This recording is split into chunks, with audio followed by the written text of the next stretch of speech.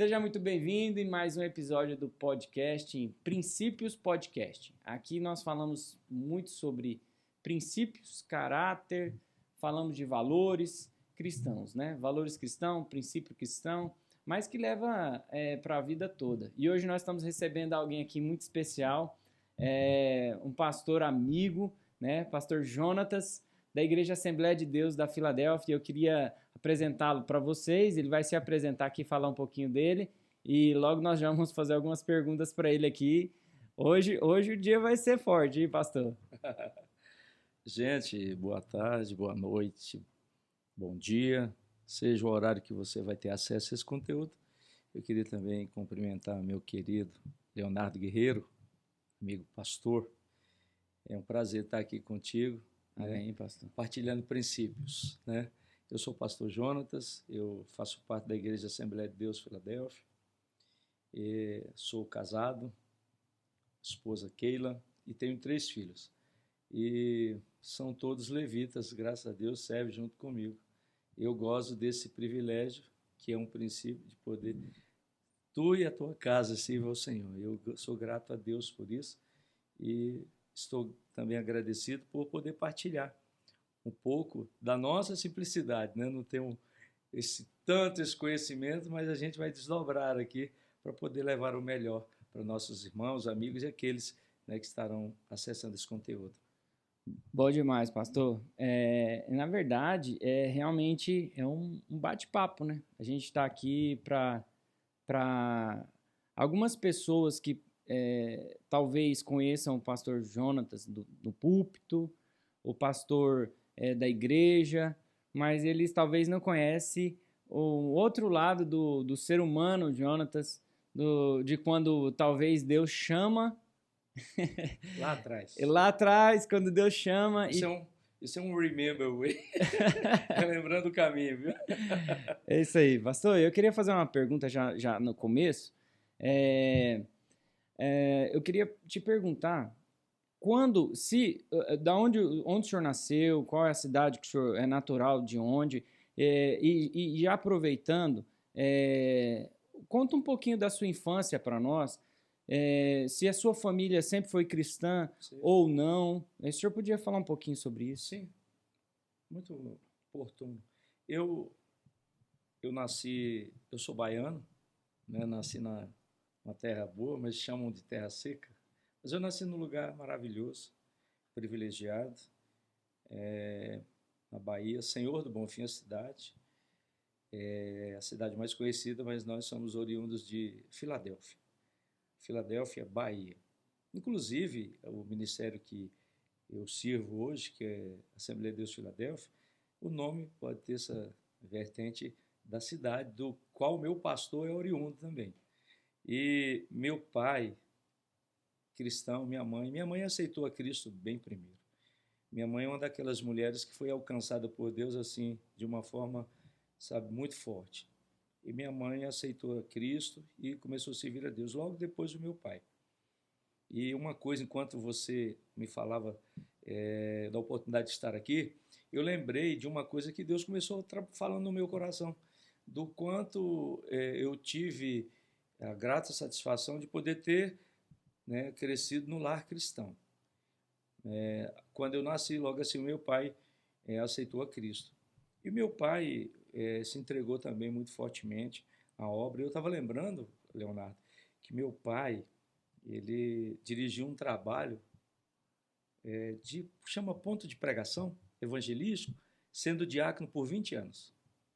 Ele foi, vamos dizer, um missionário por 20 anos no mesmo lugar, numa cidade. Nós morávamos em Filadélfia e tinha um lugarzinho assim, dava o quê? 5 quilômetros no máximo, onde passava a BR 400 e alguma coisa, BR ele corta ali.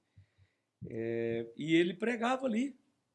E eu lembro da resignação dele de pregar sendo diácono 20 anos.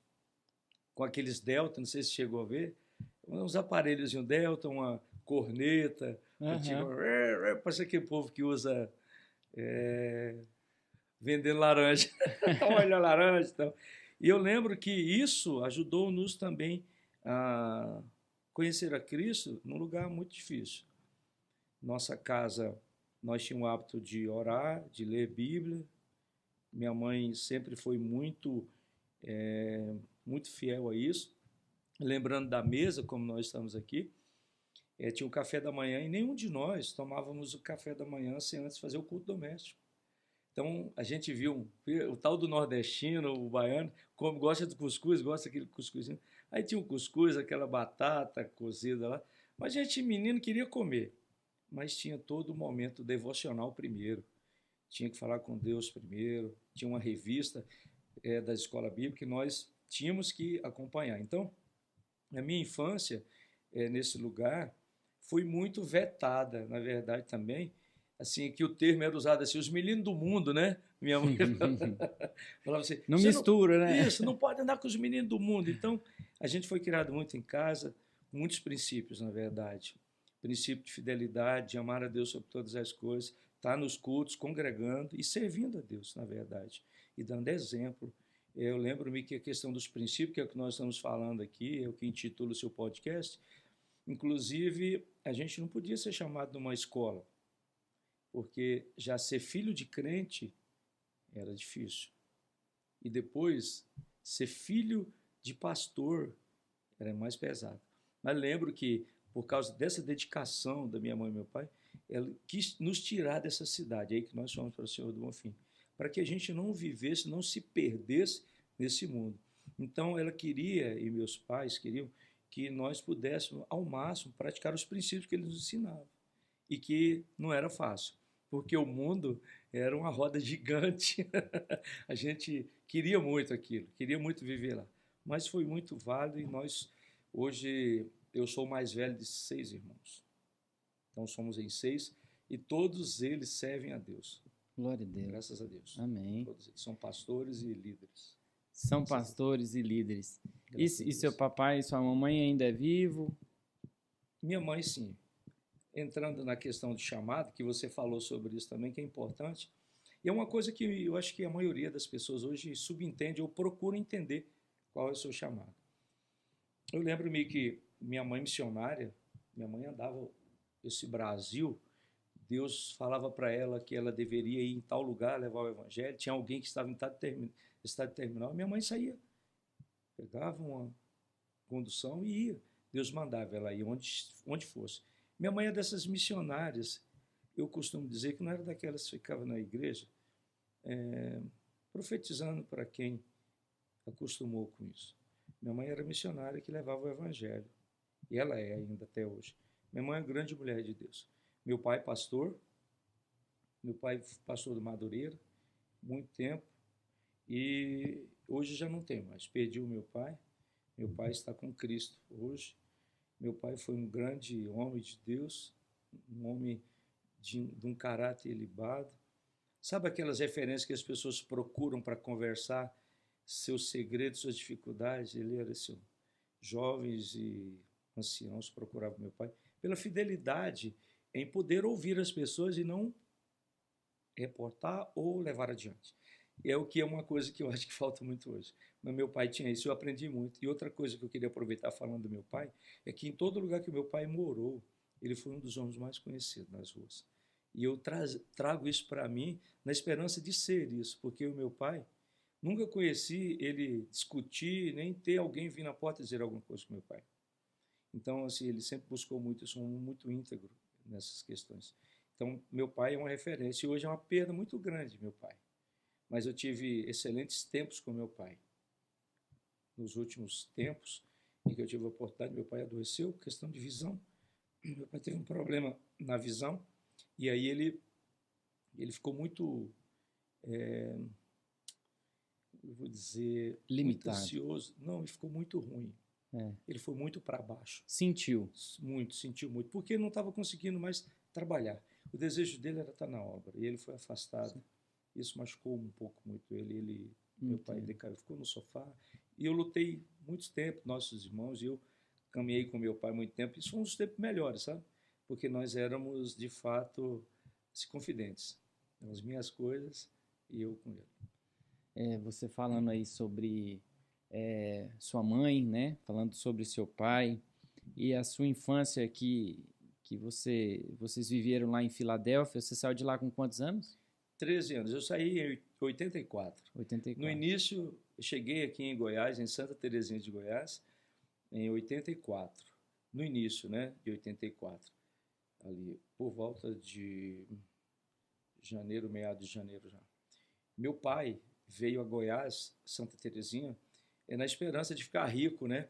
Porque tinha um garimpo de esmeraldas e aquele negócio. Então, em 82, ele veio para cá. Então, ele veio só, ficamos em Senhor do Bonfim. E quando meu pai veio e veio com a minha mãe, nós ficamos um filho em cada casa. Um filho em cada casa de uma pessoa. Meus pais vieram e nós ficamos na casa de parentes. Para mim foi o tempo mais difícil que eu já vi. Por isso eu ressalto a importância da família e o quanto eu amo a família. Eu acho o importante, o aglutinado. Eu defendo muito. Porque eu fiquei, foi um tempo muito difícil, mas foi importante também, necessário. Meus pais vieram em 82 em busca da grande jazida, da riqueza do ouro. E ali por perto tinha Niquelândia, né? Terra do Isso. níquel, ouro, garimpo, né? Na Essa verdade, parte... o garimpo era lá em Campos Verdes, né? Nós morávamos em Santa Terezinha de Goiás. E foi com esse motivo, essa motivação, que nos trouxe a Goiás. E a gente veio, moramos em lugares muito difíceis, cara. Eu vou falar para você demais. Pai, nós moramos num lugar desse tamanho aqui, mas meus pais, 8 pessoas. 6 irmãos e meu pai e minha mãe. Um lugar desse tamanhozinho aqui, ó. Mas era lindo, uma farra, os colchões no chão. Aquilo era tudo novo e a gente estava junto, né? A alegria não estava no ambiente, na geografia, né? O importante não é onde a gente está, é com quem, né? Com quem está. E era muito bom. Se você vê o lugar, era muito pobre. Eu tenho isso na minha memória. Uhum. Mas nós estávamos juntos. Então aquilo era novo, nós estávamos juntos, sonhando também junto com meu pai e minha mãe. E meu pai trabalhou, assim, comprando esmeraldas e vendendo, né? Teve algum êxito, mas não sei se você já ouviu, já se formou. É muito difícil a vida de quem trabalha, que um dia ganha, está rico num dia, no outro dia pode estar pobre, né? Porque tem que acertar muito no que compra. E foi dessa forma que nós conhecemos, então, o estado de Goiás. Perfeito, muito bacana essa apresentação do senhor. Dizendo de onde veio, né? E que o lar de vocês era um lar cristão, desde o início, né? Sua mãe, como até missionária, né? Sim. Eu percebo, pastor, aqui que o povo com mais idade, ele é um povo mais sensível à voz do Espírito Santo. Ele fala em termos de obediência? Isso, por quê? Cumprir chamado. Porque o que acontece? Hoje a gente é muito resistente. Sim. Talvez o Espírito Santo fale comigo, fale conosco, fale, e nós ficamos muito relutantes, porque a gente está palpado muito aonde a gente pode alcançar, a gente não consegue onde enxergar. Os olhos podem ver, né? Justamente. E aí o povo, como o senhor citou, um testemunho que o senhor citou da sua mãe, que Deus falava com ela e ela ia, pegava o ônibus, ia lá e entregava o que o Senhor tinha falado. Ganhando almas, minha mãe é um grande ganhador de almas. E eu percebo que a visão e a sensibilidade, a voz do Espírito direciona uma geração. Isso, como nos direcionou. Hoje, na verdade, todos nós nos tornamos levitas, de certa forma. Levita falo porque hoje esse termo é um pouco subentendido, as pessoas falam mal, outros falam bem. Levita é servo, né? No caso, é um ministro, né? Que é rupereta, é alguém que está disposto a servir. É o remador, aquele que determina o curso da embarcação, enquanto os outros remam, não é? Então, essas questões nós estudamos, porque foi incutido. Desde cedo nós aprendemos a amar a Deus. Desde cedo nós aprendemos a não falar palavrão.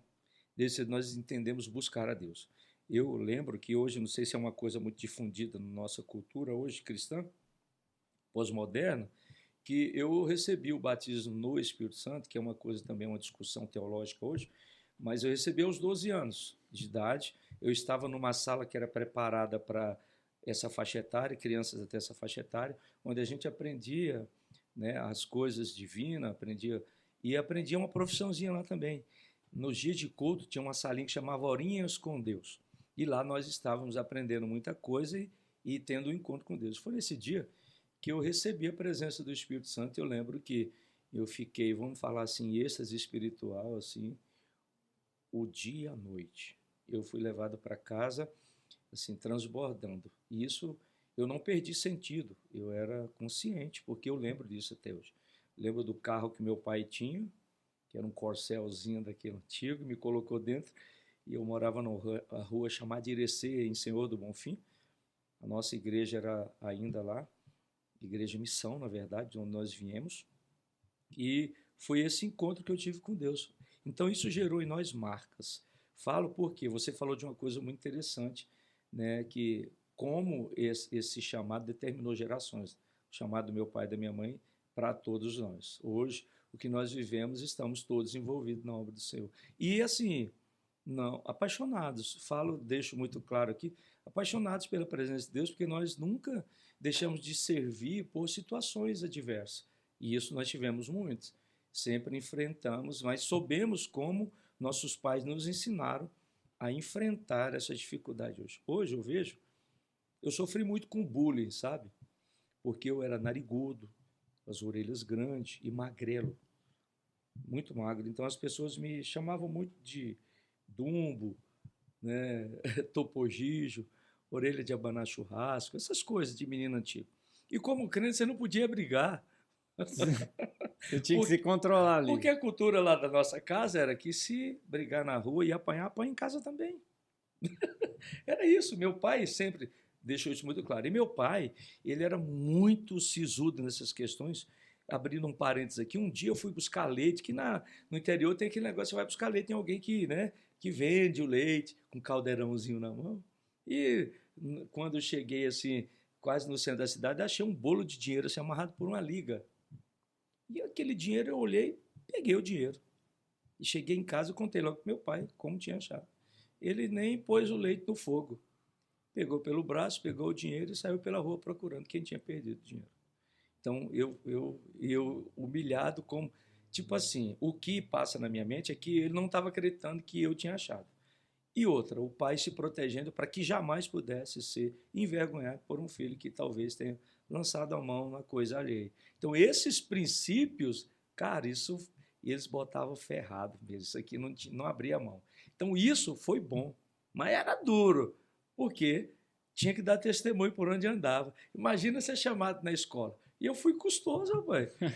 Eu falo o termo hoje goiano, que é custoso, mas lá na nossa cultura baiana é traquino, danado. E eu fui muito custoso. Meu pai falava assim, o que é que eu vou fazer com esse menino? Mas olhando hoje, a gente não era tão, não. Não, né? Não, a gente só não tinha muita liberdade. E você era o primeiro, né? Primeiro, cara. Você era o primogênito. Você tinha que dar exemplos pra mais tudo. novos, né? Então, o pai sempre cobra o mais velho, demais, né? Já percebeu demais. isso? Você é o mais velho? Eu não, eu sou mais novo. Você é o caçula? Sou. Você é todo cheio de privilégio, então. É, mais ou menos.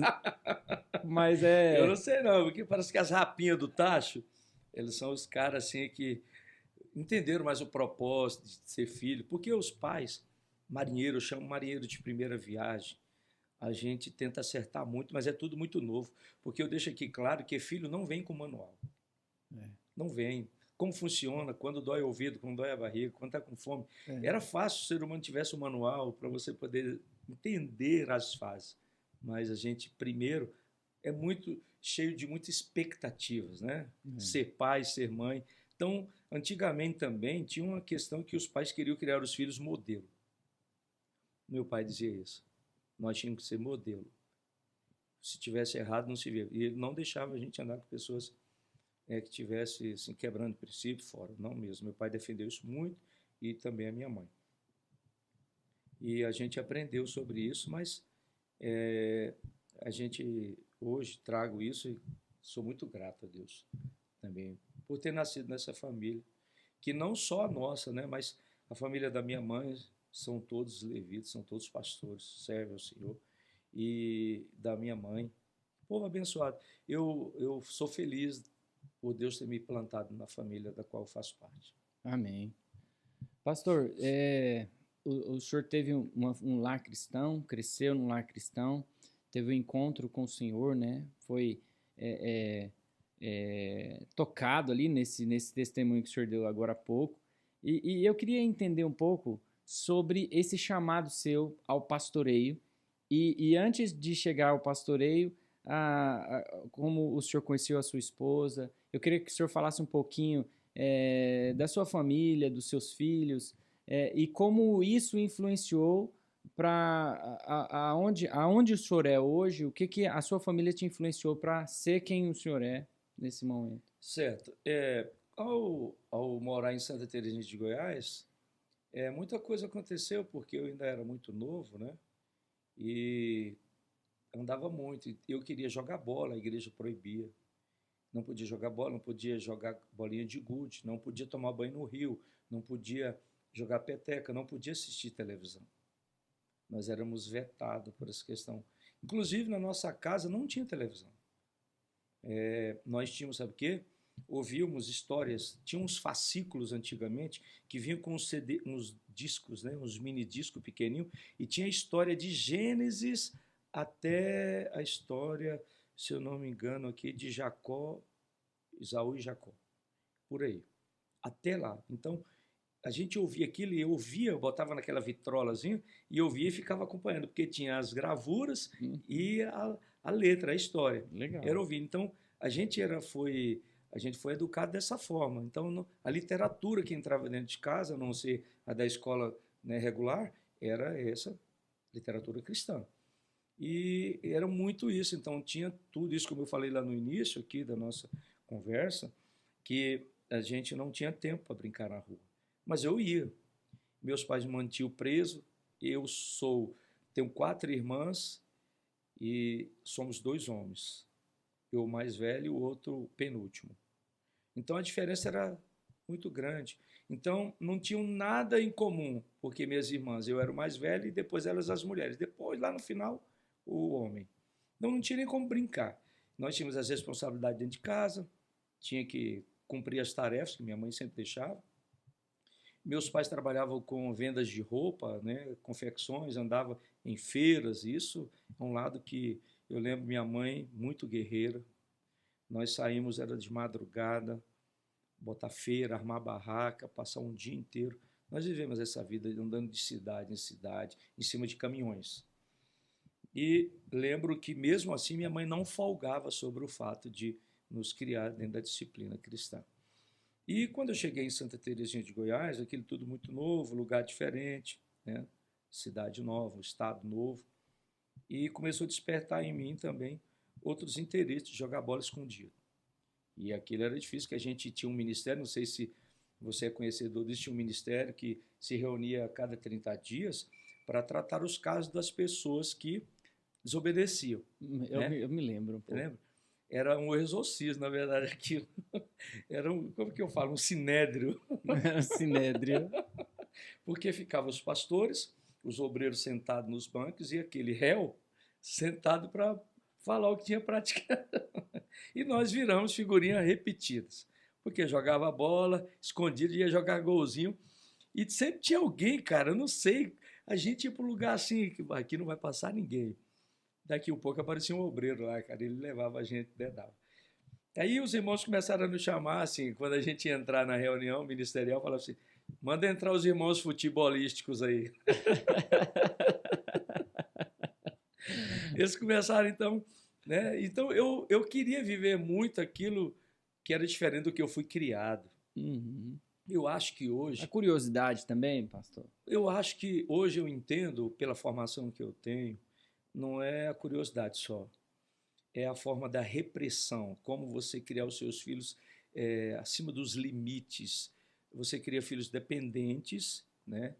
Você vai criar filhos dependentes e ainda assim, cheio de regras, isso nunca farão eles triunfar. Serão obedientes de alguma forma, mas serão podados.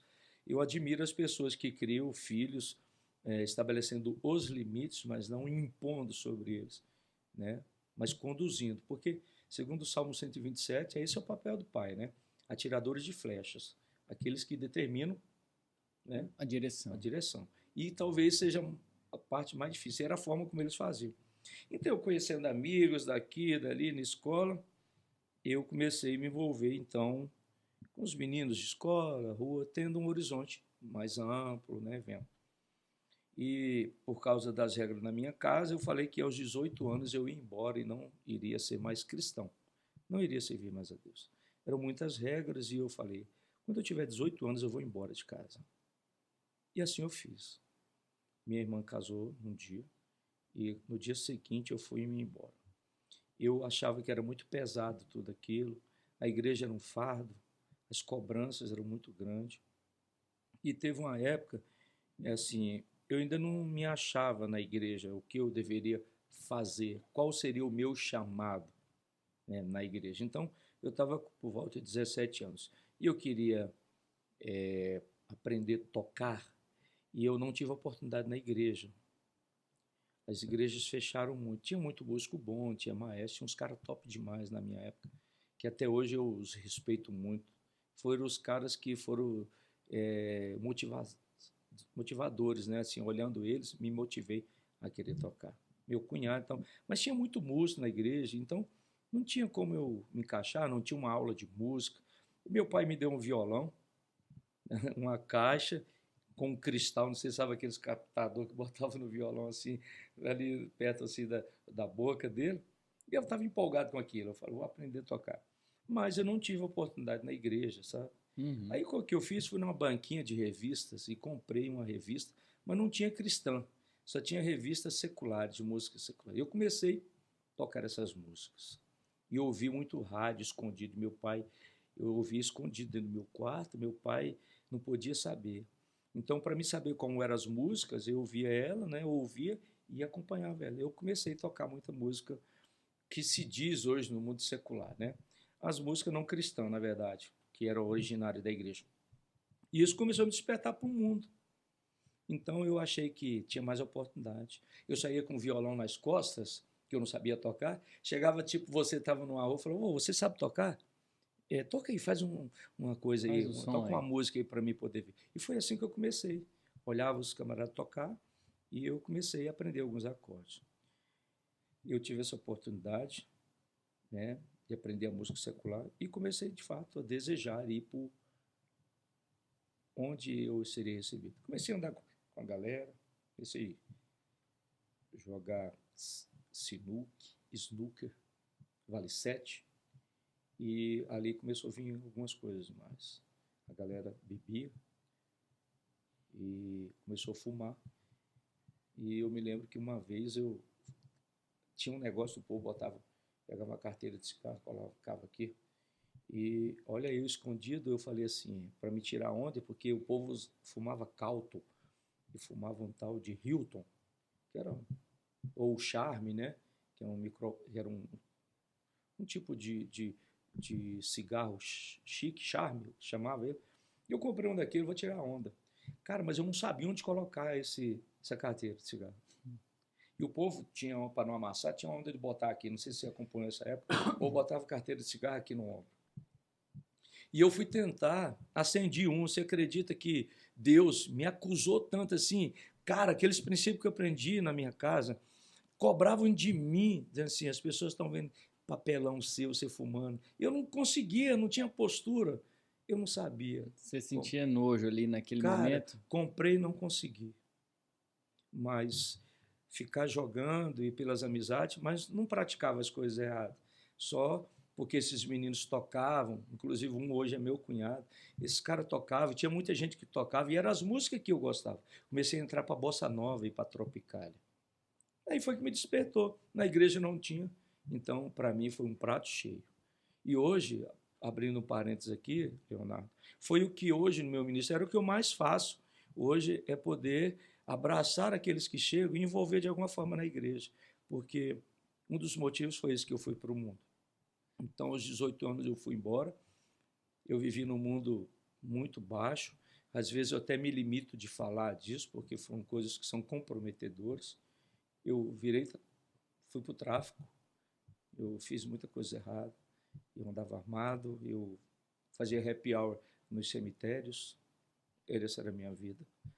Eu comecei a fazer muita coisa errada, participei de muita coisa muito inescrupulosa que não vale a pena falar, não sei, isso é muito ruim. Tem gente que gostaria de ter uma história trágica para poder ter um testemunho para contar. Eu acho que o maior testemunho é aquele que você, um cristão, pode dizer que o diabo nunca lhe tocou. Eu acho que isso é poderoso. Forte. Mas eu tive essa oportunidade e nessa vida que eu vivi, essas andanças de tráfico, correndo de um lado para o outro, um próprio amigo foi me tirar a vida. Escalou um revólver 38 no meu rosto e botou para... E disparou. Sim, pau, pau. Mas o que aqui é maravilhoso é que nenhum desses projéteis saiu. Mascou o cão mascou todos os cartuchinhos. Só que nesse momento eu estava numa boate. Eu dançava muito e eu sentia literalmente quando algo diferente entrava no meu corpo. O povo esperava eu chegar na boate. Eu dançava muito, mas algum espírito, alguma coisa tomava o meu corpo. Era muito louco aquilo. E foi nesse lugar de encontro, de muitas vezes, final de semana, que foi o lugar preparado para o diabo ceifar a minha vida. E aí foi que uma mão gigantesca, a minha visão, a mão gigantesca me pegou aqui pela colarinho e me transportou daquele lugar. O senhor teve essa visão naquele momento? Não, na verdade, quando ele atira em mim, quando ele tira esse revólver que está atirando em mim, né, essa mão me pega aqui e me tira daquele lugar. E eu não tive a consciência de sendo removido, andando a pé ou como eu fui. Recobrei a minha mente quando eu estava dentro de um lugar chamado Aldo, o senhor Aldo, ele tinha um pit dog e era cercado de grades numa cidade chamada Nova Era. E lá, esse próprio que tentou tirar minha vida, ele ficou passando com o carro assim, ó. E não conseguia te ver. Era para mim continuar, para mim sair de lá, para ele tirar a vida. Mas como estava cheio de pessoas, e por volta das 3 da madrugada, eu ali ainda, né, eu recebi um telefonema de uma pessoa que disse assim, eu estou indo para a sua terra, você não quer ir embora, você não está querendo ir lá? Essa pessoa nunca falou comigo, nunca ligou para mim, tipo, dizendo eu andasse com ele, ou coisa assim, nem que ele tivesse meu número de telefone. Eu falei, só se for agora, quem foi que deu esse número meu para você? Por que você está ligando? Não, eu senti. Eu falei, eu estou em tal lugar, não posso nem sair daqui, você tem que me pegar aqui. E aí, quando eu cheguei nesse momento, ele me pegou, nós viajamos. Eu morava em Minas Gerais, o estado, viajamos e tal. Quando eu cheguei na minha casa, que eu pisei o pé, abri o portãozinho, entrei no hall, que abri a porta da sala, tinha 3 mulheres em pé na sala da minha casa, da minha mãe, orando, de mãos dadas. Uma era minha mãe, outra era uma missionária chamada Firmina e a outra Beth, uma bem moreninha. Firmina era uma mulher baixa, forte, de óculos, acho que ela não ria, não. Mas quando eu pisei o pé na sala da minha casa, ela tirou a mão assim, virou para trás e disse assim, e o homem está na cidade. Até hoje eu me emociono muito. O homem está na cidade, mas eu ceguei-o para não te achar. Ninguém sabia do que eu estava vivendo, ninguém sabia do que eu estava passando, mas Deus sabia. E Deus tinha falado àquela mulher qual situação que eu estava retornando à casa dos meus pais. Porque eu saí em desobediência. Porque quando meu pai me despediu, colocou uma Bíblia na minha mochila, e não sei, antigamente tinha aquele lance de cartas, né, de recomendação, de mudança, transferência, levava uma carta para você apresentar onde você fosse. E eu falei no meu coração, essa carta e essa Bíblia, ela nunca vai ver uma igreja mais. E assim eu fiz. Eu saí da casa do meu pai em desobediência, eu lembro da vida do filho pródigo. Eu saí da casa do meu pai em desobediência. Eu não queria mais os ensinamentos dele, eu não queria viver mais debaixo do jugo da igreja, eu não queria viver mais o que a igreja ensinava. Para mim era tudo um fardo, eu queria ser livre, eu queria fazer o que desse na minha cabeça. Então foi aí que Deus começou a ressignificar a minha história. Forte. Rapaz, que testemunho forte. Eu vou falar uma coisa para você. Esse tempo todo que você saiu e esse tempo todo o Espírito Santo te guardando, né? Te dando livramento. Sim, Tanto muitos. no ponto de você colocar o cigarro na boca e não conseguir. Sim. Aí você percebe que quando uma pessoa ela está em pecado e ela não é comovida, ela não é intencionalmente incomodada a não fazer aquilo, é porque o Espírito Santo já não está mais.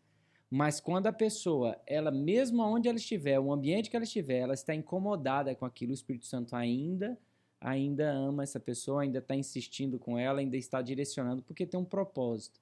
Deus tinha um propósito na sua vida muito grande, pastor. Mais uma coisa aqui, Leonardo, inclusive porque, assim, tantas coisas que aconteceram que eu lembro que, e hoje, né, eu trago isso vivo na minha memória, é que graças a Deus, pela misericórdia de Deus, mas por uma mãe que sempre orou por mim. É uma mãe que nunca desistiu de mim, uma mãe que sempre orou. Minha mãe é uma mulher de oração até hoje. E ela nunca deixou de orar. Porque eu não dei notícia, não dava notícia para meus pais. Eu queria que eles me esquecessem. Eu queria que eles não lembrassem de mim mais. E o meu propósito era nunca voltar mais na minha casa. Nunca mais. Pastor, essa amargura que você tinha nesse momento, carregada as palavras com muita emoção, era por causa das restrições, das regras que não permitia você... Estava te sufocando as regras ou não? Ou foi algo aleatório que te direcionou para esse caminho? Bom, isso aí eu acho que separa cada ser humano, cada ser é de uma forma diferente. Tem gente que viaja muito bem com regras, precisa delas, né? Eu precisei de muitas para poder chegar aqui, eu precisei de muitas delas. Então, assim, eu era uma pessoa, sabe, uma pessoa que nunca teve medo e disposto a fazer qualquer coisa, sabe? Então, essas pessoas são perigosas, você sabe disso, né? Uhum. Pessoas que não têm o senso do perigo, de, tipo assim, estar disposto, faz qualquer coisa para viver a sua aventura. Mas, vendo hoje, era assim, era só as questões das proibições demais e o medo dos meus pais da gente dar errado.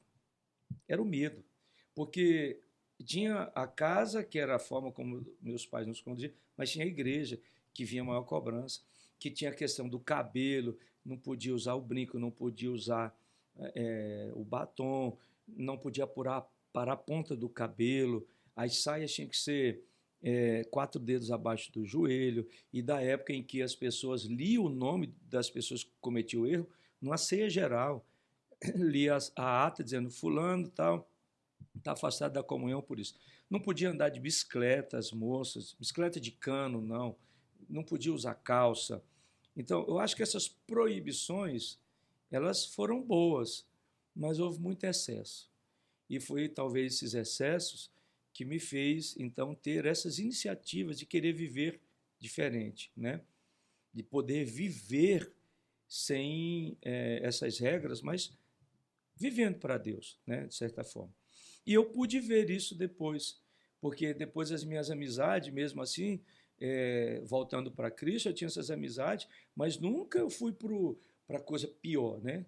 Esse lado aqui aconteceu quando eu tenho 18 anos e eu saio da casa dos meus pais e eu não quero mais Deus, eu não quero mais igreja, eu quero viver assim, o contrário de tudo que eles me ensinaram. Eu queria chocar. E eu fiz isso.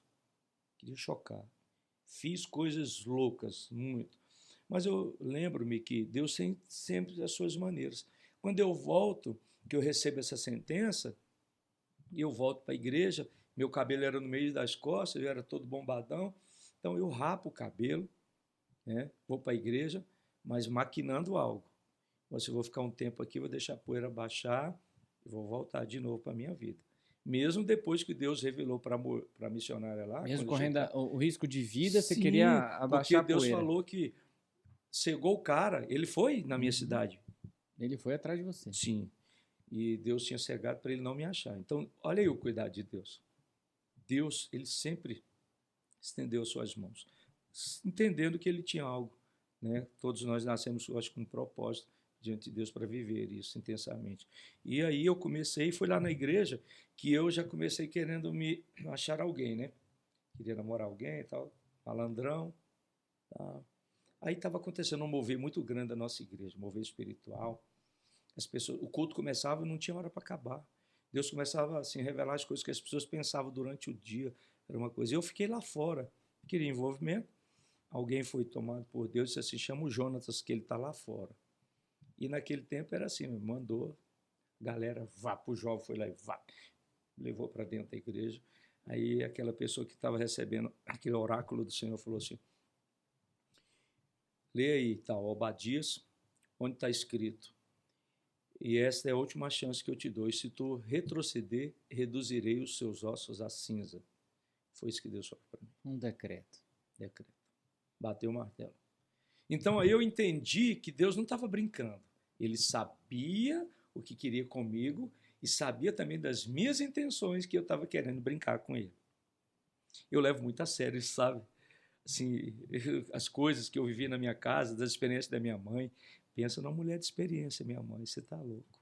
Minha mãe, no dia que ela disse assim, estou indo aí na sua casa, pode botar sua barba de molho, que vem Deus falando. Não tem, ela tem algo assim, glória a Deus, muito tremendo, muito tremendo. Então, nós fomos criados nesse ambiente. Então, a gente queria fugir, não queria viver aquilo. E eu sei que muitos filhos hoje, de líderes, de pastores, também têm esse desejo. Às vezes eu não quero, mas meus pais queriam que nós fôssemos as flechas que eles estavam atirando. Nós tínhamos que alcançar o alvo. Ainda que torto, meio 6, 5 na tábua do alvo lá, talvez a gente não estava dando aquela perspectiva, né, que eles tanto desejavam, mas nós vivemos. E aí Deus começou, então, a gerar esses planos em mim. E quando Deus foi me colocando dentro da igreja, aí eu fui fazendo parte da igreja, de umas áreas da igreja, sem perceber. Quando eu acordei, já era líder de louvor. Olha. Tá vendo aí? Que Deus eu já faz. era líder de louvor, cara. E Deus foi te limpando. Tirando aquelas vontades, aquelas emoções, aqueles anseios. Cara, onde é que você vai com uma sentença dessa? Forte. Se o próprio Deus diz para você, sabe o que está no seu coração, se você retroceder, reduzirei os seus ossos às cinzas, cara, é um checkmate, aí não tem o que você dizer mais. E eu vivi isso, então eu era um tolo, mas não tão burro, né? Eu tinha que entender que o Supremo Deus estava falando comigo. E eu sabia das intenções do meu coração. Então, ele não deixou isso barato. Ele colocou um limite para você. E isso é importante. Sabe, a gente queria muito liberdade. Eu não sei se seríamos felizes com a liberdade que a gente queria. O tempo que era, né? Meu pai nunca deixou muita gente brincar, sempre trabalhamos. Eu trabalhei na cidade que eu nasci, lá que eu falei para você, Senhor do Bonfim. Eu vendia jornal geladinho e carreava mercadorias na feira. Então, não tinha tempo de brincar, era muito trabalhador. Sempre foi pautado nisso, de muito trabalho. Mas a gente não teve tempo para brincar. E outra, é uma fase que eu nem falei aqui, que eu criava porcos. É mesmo? Olha só que engraçado. Eu posso contar? Pode. A minha avó gostava muito de mim e eu morei muito tempo com ela. E eu senti o desejo de poder construir alguma coisa. Então, ela fez assim, eu deitar uma ninhada de ovos aqui, os que nasceram eu vou te dar para você começar a sua vida. E eu comecei, engordava aqueles pintinhos, deixava os bichão grandes, e não sei se você já ouviu falar que capa os bichinhos assim para poder ficar gordo, capão arranca o rabo dele e deixa eles, então eles ficam... É um frangão. Frangão. E eu fazia isso, ela fazia isso para mim, eu criava eles. Quando eles estavam já no ponto de consumo, eu vendia, comprava um porco. Olha aí. Levava o porco e ficava aquele menino de quichute com a vassoura piaçava, você já viu isso? Já. Colhendo... Gambireira. Você estava trocando frango nos porcos. Comprava o porco, o que eu fazia? Os meninos brincando, meus primos, né, na cidade lá onde a gente, que é uma família muito abençoada, do qual eu tenho o maior prazer de falar deles. Os primos fera demais, família Mota. E nós crescemos juntos, mas não podia brincar. Então eu tinha que sair colhendo, vamos dizer o termo, assim, chamava lavagem, mas não sei se a gente pode... Era aqueles restos de alimento. Misturado lá. Né? Os restos de alimento. Então a minha vida era essa, colher para alimentar e lavar aquele chiqueiro. Então não era um serviço muito bom. E aí, quando aquele bicho engordava que não dava conta de levantar mais, eu vendia o porco e comprava um bezerro do meu avô. Meu Deus, ó, tá subindo. E era isso. Então, eu vivia esse ciclo. Que legal. Aí surgiu uma época da gente ir embora para a cidade de onde a gente saiu, Senhor do Bonfim. Aí eu não pude mais continuar. E comecei a trabalhar com essas coisas. Sempre fui um trabalhador. Meu pai era marceneiro e eu tinha que estar lá junto. Estudava, mas tinha um horário certo, tinha que chegar lá. Se passasse a hora, um minuto, chegava lá, apanhava. Então, tinha aquelas regras certinhas. Então, acho que esse arcabouço de tantas regras... Te encheu ali, Cara, supitou suas emoções, você não sabia para onde ir. Sim, isso foi. Eu queria ser livre. E eu era assim, eu vou dizer para você que até hoje eu sou muito futurístico. A minha mente é muito lá na frente. Eu já fui muito na frente do meu tempo, das pessoas. Eu era chamado de louco. Parecia que eu era louco, porque a minha mente, eu produzia coisas, eu lembrava, não tinha nada que eu não consertasse na minha casa. O que eu não consertava, eu estragava. Se essa televisão tivesse problema, eu abria ela. Meu pai um dia comprou um som 3 em 1, mandou um pessoal da loja entregar e disse assim, ó, pelo amor de Deus, primeira coisa, você vai avisar lá, avise na minha casa e diga assim, ó, não deixe o Jonatas mexer nele, nem ligar. Ó, seu pai deu essa recomendação que não é para ninguém mexer. Quando os caras viraram as costas, que foi que eu fiz? A primeira coisa que eu fiz foi ligar. Eu era terrível. Pastor, é engraçado, mas desculpa, mas... O que eu não consertava, eu estragava. Essa foi boa. Ai, tá parecendo meu filho do meio, Daniel. É mais ou menos isso aí. Cara, ferro, chuveiro, máquina de costurar, tudo, rádio. Então, hoje, assim, meu sogro também fala muito isso, né? Que o que não estragava, eu arrumava. Aí foi nessa vida aí que eu comecei no Ministério Louvor, que eu conheci, então, sendo líder de adolescentes, conheci minha esposa. Na verdade, eu comecei, assim, defender, porque ela era muito linda, sabe, uma loira do cabelo. Ela sentada ela tá te assistindo. Tá? Tá te assistindo. Tá. Sentada em cima de um cabelo, cara. Olhos verdes. Que legal. E os caras queriam muito ela. E eu, como líder, toda a vida fui muito pai. Às vezes, posso até dizer, eu já fui muito possessivo.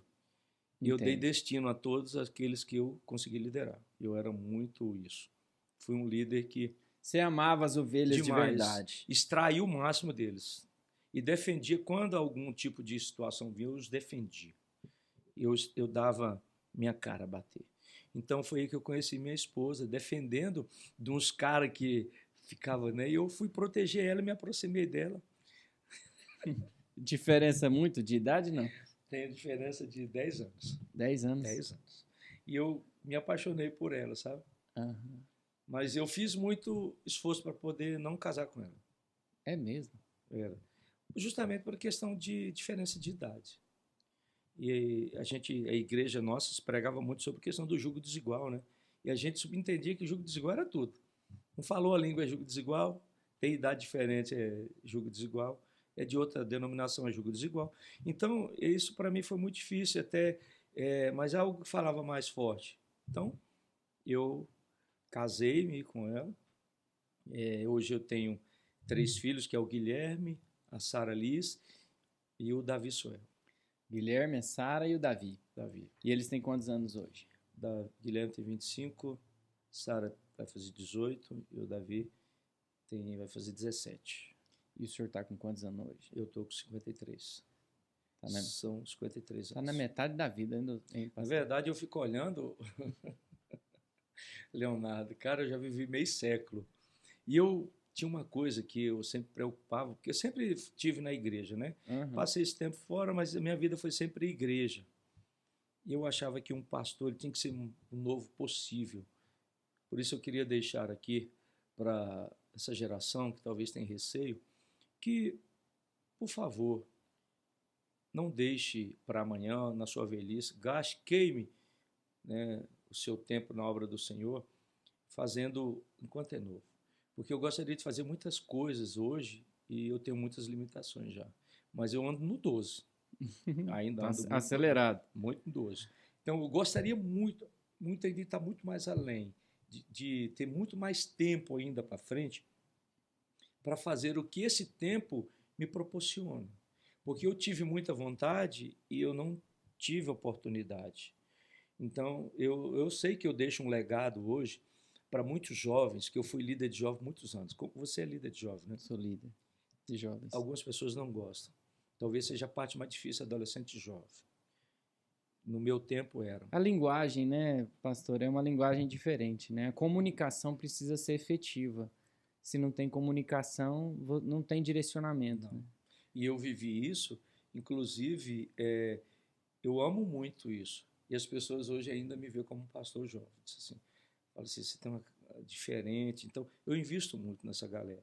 Eu acredito muito nisso. É tanto que eu dou palestra em colégio, em outros lugares. Teve uma época em que, junto aqui com o Teles, nós fundamos o Conselho de Jovens de Anápolis. Nós fizemos muito trabalho expressivos aqui, porque eu amo isso. Então, eu gostaria de ter tido a oportunidade antes para me queimar muito mais, porque eu tenho muito sonho, muita vontade de viver o sobrenatural ainda de Deus, muitas coisas que nós podemos fazer para a sociedade no tocante. Então, voltando, esses jovens que têm desejo de cumprir o chamado, não tenha medo, Deus cuida de tudo. É desafiador, mas é algo tenebroso, maravilhoso. Tenebroso, maravilhoso. É algo, sim, você não terá essa experiência em outras situações. Então, eu falo para você que tem desejo, talvez está aí em dúvida, dizendo, não sei se eu sigo o chamado, se a gente ser pastor é para sofrer. E hoje, realmente, é um tempo mais difícil ainda, porque as pressões, né, ideológicas, hoje, os problemas psicossomáticos, você precisa resolver. É uma sociedade acuada hoje com muitas coisas, e essa questão de imediatismo hoje, né, tudo tem que ser muito rápido, fast food. Não acho que isso hoje também compromete, mas nós precisamos de pessoas, né, mentes boas, corajosas, para poder aceitar o chamado. E hoje, voltando dizendo dos meus filhos, Guilherme é baterista, serve a Deus, é um menino que cuida dos adolescentes, mora em Rio Verde, é excelente, casado. Né? A Sara hoje toca conosco, é professora também de escola das crianças, do Ministério Infantil, Shekinah, e toca guitarra na igreja e toca sax hoje também. Então, eu fico feliz. O Davi é quem está todo dia, nos ajuda, está na mídia da igreja e toca violino, viola clássica. Coisa boa. Então, assim, hoje nós temos vivido isso, né? Porque é um desejo do coração, ser filhos que atuam. Eles pagam um preço muito caro, porque eles não têm tempo. Nesse momento, eles vivem ou cedo, à tarde na escola, cedo no outro e à noite na igreja. Então, nossa vida é para o reino de Deus. Pastor, o senhor falando sobre filhos aí, assim, mexe muito. Existe um ditado muito popular que diz o seguinte, que o novo, ele pode viver, mas ele não sabe viver. E o velho, ele sabe viver, mas ele não pode mais. Então, existe precisa ter uma ligação entre gerações. E parece que as gerações estão caminhando separadas, um para um lado, um para o outro. Não digo na sua casa, na sua vida, mas a gente como um todo, né, a geração mais nova, eles não querem ouvir os conselhos, eles não querem ouvir o direcionamento, eles querem trilhar o caminho deles, a ideia deles, eles escutam amigos na rua, sim, mas não escutam os pais.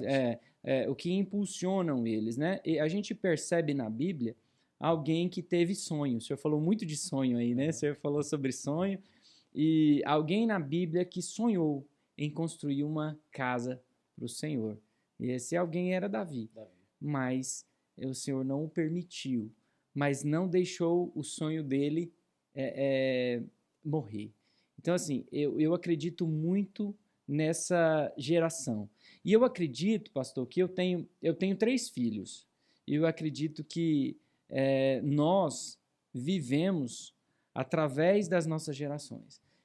A promessa que o Senhor fez a Abraão, ela se cumpriu e está se cumprindo até hoje.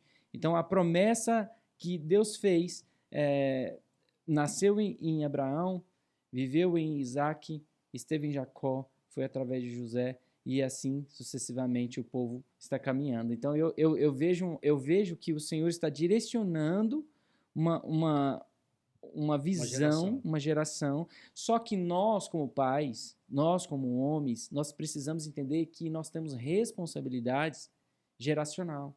E aí talvez a gente falha, porque a gente olha muito para nós, né? E eu queria que você falasse um pouquinho sobre isso. Inclusive, Deus é um Deus de gerações, né? Tem um livro da pastora Márcia, né? Ela é muito categórica nisso, que é uma pastora para crianças, e ela fala sobre o Deus de gerações. Como você citou aí, como foi Abraão, Isaac, Jacó, José, Deus de gerações. Esse legado tem que ser levado até adiante, né? Essas situações a gente vê que não é fácil hoje. Talvez seja nós pais que somos permissivos. Porque se você entender, você é novo. Eu estou com 53 anos. Eu divido uma geração. Quem nasceu nos anos 70, 80, divide gerações. A geração que eu vivi era a geração do limite, não pode. Tudo não podia. A geração de hoje é da permissividade. Tudo pode. Tudo pode. E nas igrejas, na sociedade, tudo pode. Você quer, vai. Então é o hedonismo em si. Aquilo que te causa prazer é o certo. Faz. Então, não existe isso na questão bíblica, você ser orientado por Deus e fazer o que gosta. Você pode fazer o que gosta sem ser aliançado com Deus. Você pode fazer o que gosta, mas não tendo aliança com Deus, porque a gente entende que o que Ele quer fazer é ressignificar na nossa vida, nos conduzir a uma vida máxima, né, dentro dos preceitos e princípios e obedecer, e ver resultado disso. O que é que nós vemos hoje? É que essa geração hoje, os pais estão sepultando os filhos. Nós somos uma geração que nós vimos nossos pais e sepultávamos ele pela idade. Hoje tem muitos que estão abreviando o seu tempo na Terra, porque alguns pais acham um fado, né, direcionar os seus filhos e preferem que eles façam a escolha. E outra coisa que está acontecendo é a satisfação financeira que precisa vir primeiro que a família. Muitos querem se realizar financeiramente. Eu não sou contra que famílias façam isso. Eu não faço, não fiz e não aconselho, mas não sou contra. Há um tempo determinado para tudo. Se você está buscando se consolidar financeiramente, tudo gera sacrifício. Mas por que você sacrifica seus filhos? A liberdade, colocando eles numa creche, pegando eles de noite e tendo que correr para a rotina do dia seguinte. Você tem que correr, lavar roupa, fazer uma comida para poder dar tudo, né? E você não tem tempo nem de sentar com eles para resolver uma tarefa da escola. Então nós estamos perdendo os nossos filhos. E o pior é que depois, daqui 10, 15, 20 anos, tem saudade e fala, por que não fiz diferente? Porque não fiz. Então isso é o que está acontecendo hoje na geração. Por quê? As pessoas correm para ter carro e reclamam do carro que tem. As pessoas lutam para ter uma televisão de 60 polegadas dentro da sua sala. E não tem programas que possam valer a pena de fato. Não tem. Você paga por péssimos programas para destruir sua família, destruir seu filho. Aí você deixa um celular, seus filhos gostariam da sua presença, mas tem um celular em que é uma babá e que te direciona seu filho. E isso vai ficar, as mensagens, no subconsciente, chama arquétipo mental, abaixo da linha de raciocínio, estão lá. Isso no dia vai desencadear. Por isso que os filhos crescem rebeldes, não vê você como alguém com uma autoridade na sua vida, porque você não esteve presente. E quando alguém não é presente, começa a dar as coisas para poder fazer valer aquele tempo que não teve. Eu vou te dar isso, eu vou te dar aquilo. E filhos não querem isso, filhos querem limites, gostam de limites. Então, hoje, talvez sejam falha muitas das famílias, entendeu? Porque os filhos, quem já sofreu demais não quer ver os filhos sofrer. Quem teve escassez não quer privar dos seus filhos. A gente quer, mas essa privação não seria bom? Saber quanto custa, saber de onde vem, saber que tudo gera suor, empenho. Então, eu acho que, de certa forma, o que perdeu muito hoje é o valor das coisas, assim como o valor da vida. Forte, forte. Pastor, continuando falando sobre pais e filhos e paternidade, que é um tema assim muito forte, né? Que conduz a família, né?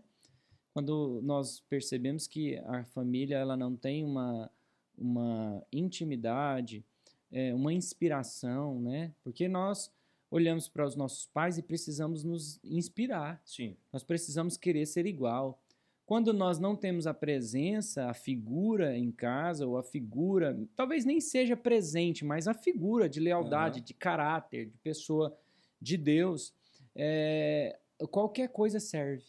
Eu troco por qualquer coisa. Uma menina, filha do pai, então se o pai é raso, o parâmetro, o princípio, o padrão para ela vai ser raso. Então qualquer coisa abaixo que meu pai ele não tem carinho pela minha mãe, não presenteia a minha mãe, então tudo que vier abaixo disso já é lucro.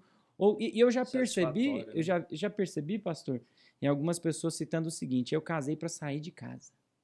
Eu casei para sair de casa porque eu não aguentava mais, assim. Então, eu voltando a esse assunto, e já fechando, eu fico feliz em ter tido o pai que eu tive, e eu tenho certeza que o senhor fica muito feliz pela família. Sou grato muito a Deus demais. E é o que forjou a gente, pastor, é o que está forjando a gente. Eu tenho 35 anos, mas a minha mentalidade eu acho que já é de velho. Sério? Talvez é porque você tenha que ter isso, porque você não pode folgar com os seus pimpolhos lá. Talvez foi forjado isso. Pastor, deixa eu te fazer mais uma pergunta. O senhor casou, como que é o nome da sua esposa? Keila Michele Rosa. A Keila. O senhor casou com a Keila e o senhor teve os seus 3 filhos. E quando houve esse despertar ao pastoreio, a esse chamado, você aceitou? Foi o seu primeiro local? Quanto tempo que isso durou? Não, isso é importante, interessante também. Isso serve também para muitas pessoas que estão enfrentando crises. Eu já era muito ativo na igreja, né? Eu sempre fui a pessoa de fazer tudo. Não sei se você lembra o que é bandô. É igual tem aqui uma cortina e fazia um bandôzinho, aquele negócio. Lembro. Até isso na igreja eu estava envolvido. Se era para limpar quintal, eu estava. Se era para chapar massa em parede, lá eu estava. Eu sempre fui muito da igreja. Nossa igreja, de onde eu vim, de Santa Teresinha, era muito produtiva.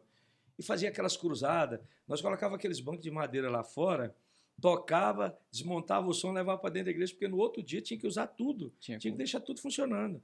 Eu, meu amigão, pastor Ernesto, meu cunhado, nós vivemos isso a vida.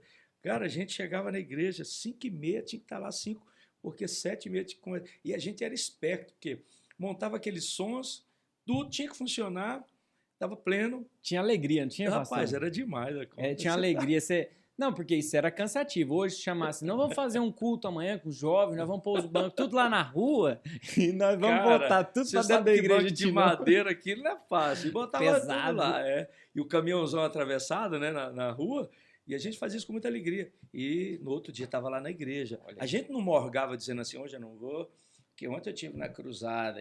Não, eu tinha o prazer. E uma coisa que eu vou dizer aqui como músico, né, nós somos de uma época que tinha muito playback, né? Os crentes cantavam playback. Sabe o que nós fazíamos? Que isso sofre um corte aqui, uma censura. Sabe o que nós fazíamos? Dava os pontapé no ponta CD, na porta do CD lá. Gente, para ele não rodar. Eu vou falar uma coisa para você. Músico tem que ser estudado. Tem, não tem? Mas é para uma boa causa, né, pastor? Porque nós queríamos tocar, cara. Tocar. A gente tinha prazer. Então a gente falava assim, o CD começava... Aí, e pulava o CD. Acabou. Quando ficava... Então a gente tinha uma maquininha, uma leitora de CD, que era antigamente uma gravadora de CD chamada Philips. Tinha outras marcas também. E ela era pirata, não rodava. Aí nós falamos assim, vamos comprar ela aqui. Aí acabou, nós vamos tocar. Aí nós já ficava aguardando. Não rodava mesmo, nós corria lá, pegava o instrumento. E era bom, pegava a nota. Dava conta do recado. Conta. Porque geralmente quem foi músico, foi gerado em igreja, esse cara tem uns ouvidos biônicos. Pastor, hoje, se um irmão entrar na igreja lá e falar assim, irmão, eu quero cantar um hino aí.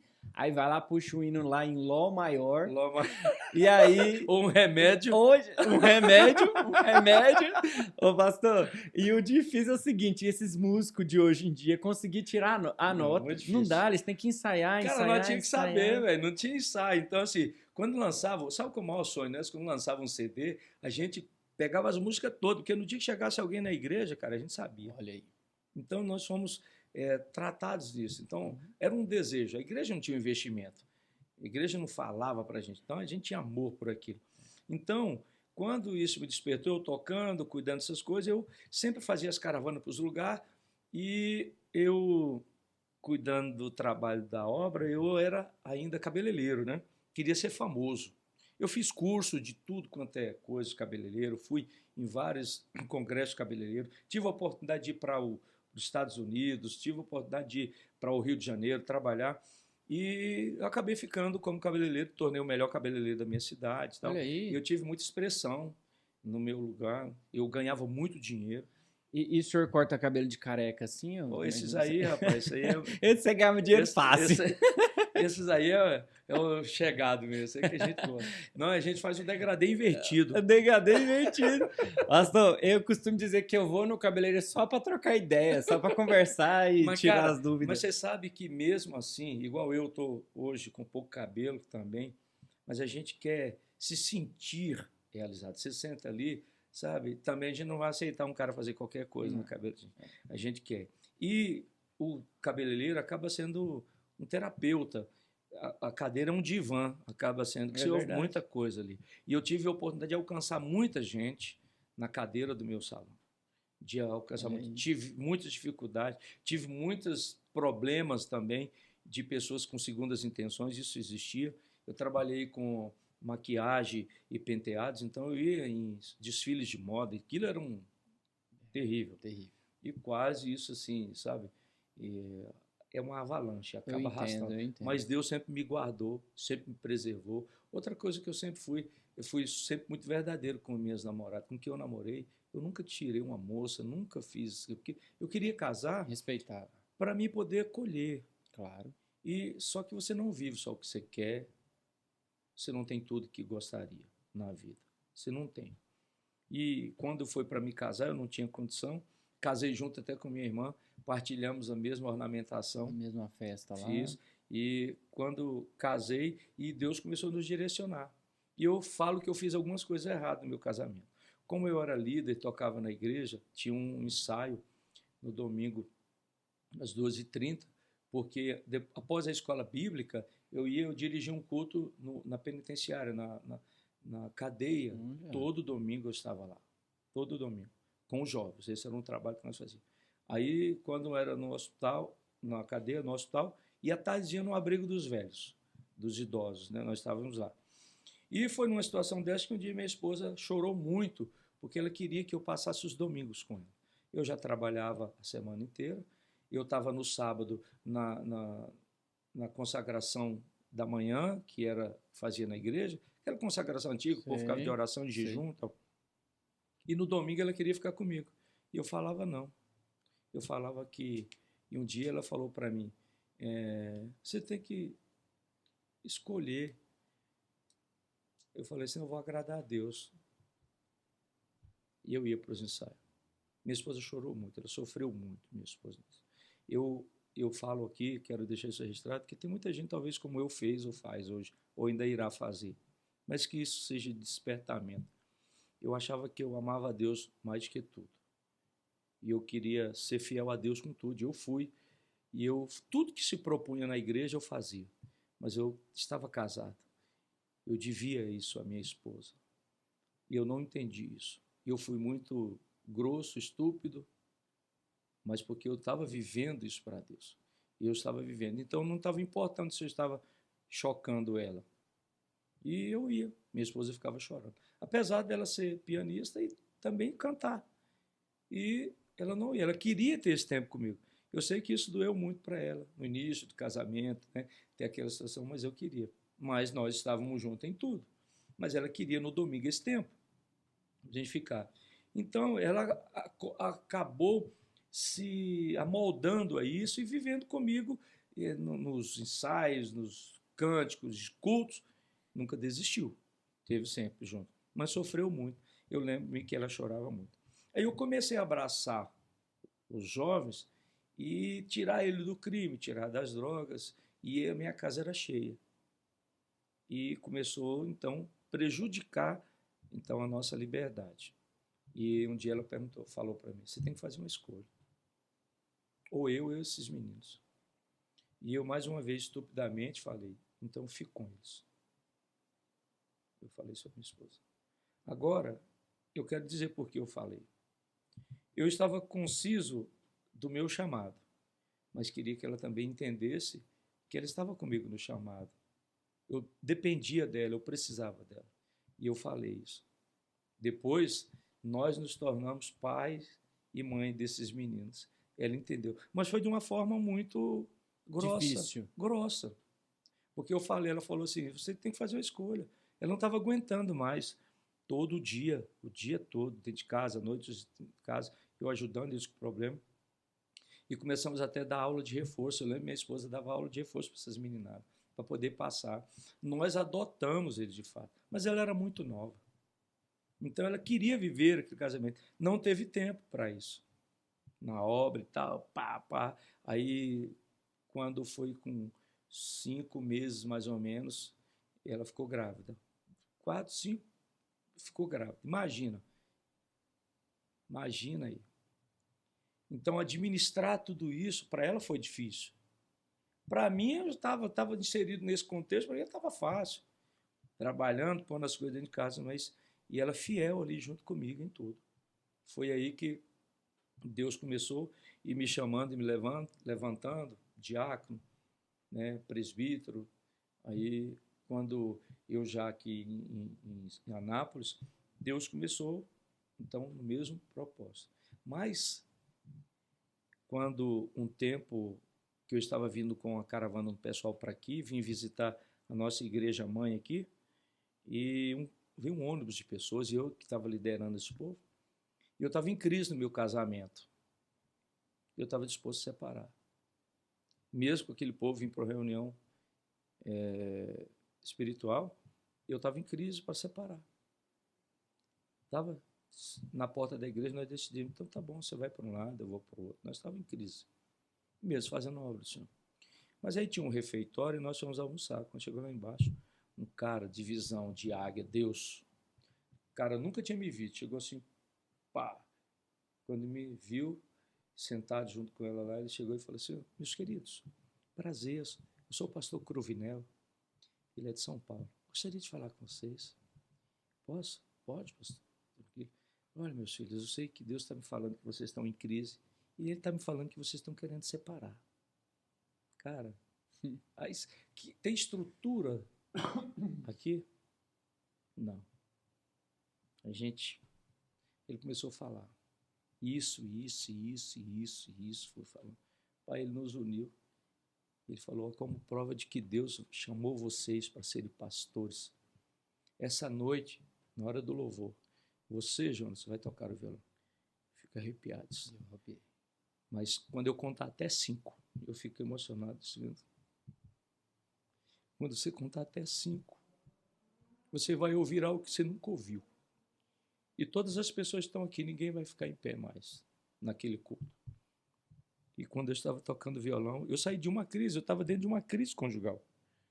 Mas Deus me deu a graça de ministrar. É por isso que hoje em dia eu não meto cacete em quem, mesmo estando numa crise, não está abandonando seu chamado. Está lá fiel na esperança de ter sua vida mudada.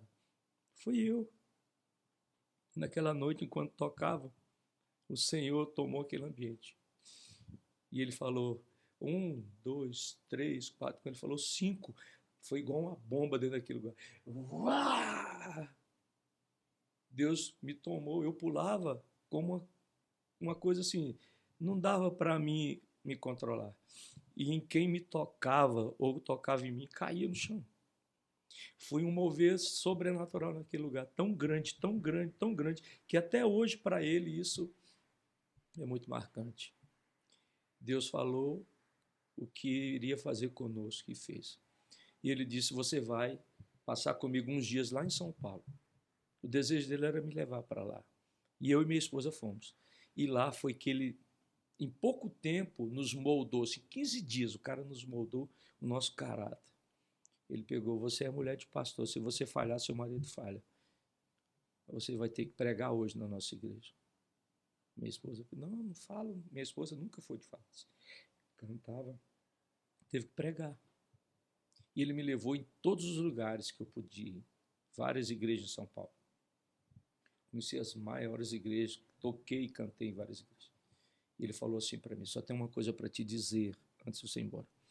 Pastor tem que ter um olho cego e um ouvido surdo. Ele falou, você será pastor. Lembra disso. E aí, quando eu cheguei em Anápolis aqui, né, vindo de São Paulo, chega meu coração, parece que eu estava oprimido lá, meu coração. Despertei aqui, assim, foi um refrigério. Fui embora, aí recebi uma proposta de vir para aqui. Quando cheguei, falei, vou dar uma sondada, né? Não falei nada para minha esposa. Aí vim aqui olhar a terra, espiar a terra. Quando eu voltei para minha cidade, minha esposa estava com tudo encaixotado. Eu cheguei em casa, olhei tudo dentro das caixas, falei, mulher do céu, você está louco? Para onde é que você vai? Falando, Deus falou que nós vamos para Anápolis. Então hoje eu fico grato a Deus, porque foi nesse ministério, né, na Assembleia de Deus Filadélfia, Nova Alexandria, que eu fui levantado a pastor. E tive o êxito durante o tempo que eu tive com o meu pastor na sede, né, que eu agradeço a Deus. Foi as conquistas que eu tive, que eu tenho hoje, vieram de lá. Construiu o senhor, seu caráter. Mas por uma coisa, eu também não fui muito fácil para o meu pastor. Eu dei, de certa forma, trabalho porque, às vezes, ele queria que eu ficasse aqui e eu estava muito lá na frente. Sim, eu fazia as coisas. Eu era muito ativo e eu fazia mesmo. Mas uma coisa que eu nunca fiz, Leonardo, quero deixar aqui. Eu nunca respondi o meu pastor. Nunca. Ele já falou assim, coisas bem severas para mim, mas eu nunca disse nada. Em reuniões diante do grupo que eu liderava, ele falava muitas coisas para mim que doeu muito, mas eu nunca falei. Ele dizia, você quer falar alguma coisa, Jonas? Eu falei, não, senhor. Nunca. Eu nunca levantei para falar. Então, hoje eu falo assim, eu queria também gozar disso, que eu não receber como pastor, ouvir alguém falar isso comigo, porque eu nunca falei isso com meu pastor. Eu não fui fácil, mas eu nunca respondi ao meu pastor. Nunca desacatei ele em algum lugar. Respeito. Não, sempre. E outra, eu tive a oportunidade de ir para vários ministérios, eu fui chamado para vários, N's, até para abrir um ministério independente meu, para que eu pudesse ser o pastor, não. Eu falei que as coisas de Deus não funcionam assim. Eu preciso, porque eu vou deixar isso aqui registrado. Eu não concordo com pessoas que dizem assim, eu saí da minha igreja, saí daqui porque meu tempo aqui acabou. Eu só entendo uma forma de alguém sair de uma igreja para outra, é quando Deus envia. Porque Jesus nunca mandou ninguém desgovernadamente se não fosse enviado. Ele enviou 2 a 2. Então eu entendo que ninguém deixa algum lugar deixando algo por fazer. Jesus, quando ele vai para a cruz, quando ele expira, ele diz, Pai, está consumado. Tetelestai. Ele diz, está consumado. Então, por que a gente quer abrir mão das coisas sem ter dado cabo a elas, sem terminar? Por que você hoje está saindo da sua igreja, mesmo quando você não concluiu o seu chamado, sua obra? Por que você está deixando algo informe ainda, se deveria deixar ele? Porque eu creio que ninguém herda o céu cheio ainda dos propósitos de Deus ainda. Mas digo também que o lugar mais rico da terra é o cemitério. Lá estão homens e mulheres que sonharam, jovens e adolescentes que sonharam, mas foram incapazes de ver o seu sonho. Médicos, pastores, desembargadores, advogados, engenheiros estão lá.